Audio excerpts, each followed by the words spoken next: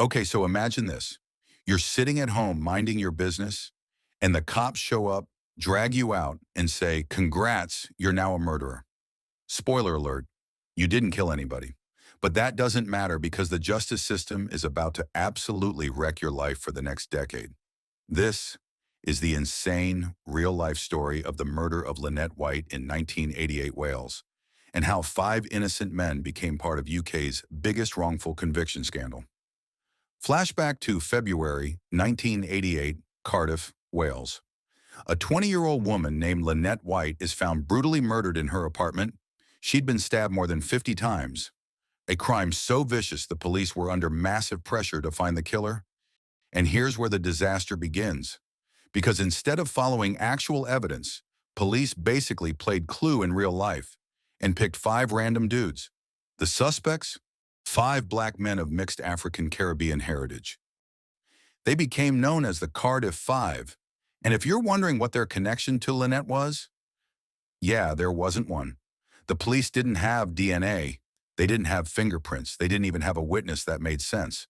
What they did have was tunnel vision and racism and the burning desire to make the newspapers happy. Picture this from Tony Paris's perspective, one of the Cardiff Five.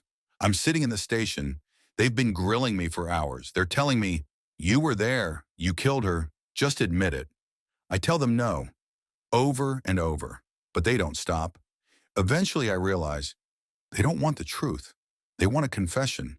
And if I don't give them one, they'll find a way to make me guilty anyway. And that's exactly what happened. The cops bullied, coerced, and twisted statements until they forced 2 of the 5 to confess.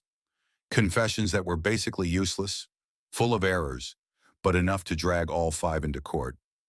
In 1990, 3 of the Cardiff Five, Tony Paris, Yusuf Abdullahi, and Stephen Miller, were convicted of Lynette's murder. They didn't just lose the trial, they lost years of their lives. Imagine sitting in prison knowing you're innocent, while the real killer is out there living free. And here's the kicker. It wasn't until 1992, after countless appeals, that their convictions were finally quashed. The court admitted the police had basically invented the case. So, who actually killed Lynette White? Turns out the answer had been right there all along. DNA evidence finally cracked the case in 2003. The real killer was Jeffrey Gafour, a guy with an actual motive and a DNA match to the scene. Yeah, the science solved in weeks what bad police work couldn't solve in years. The wrongful convictions led to one of the biggest police corruption investigations in British history. 13 officers were charged with fabricating evidence, but almost all of them were acquitted. So the Cardiff Five, they lost years of their lives, and the people who ruined them basically walked. Here are the real photos of Lynette White and the victims.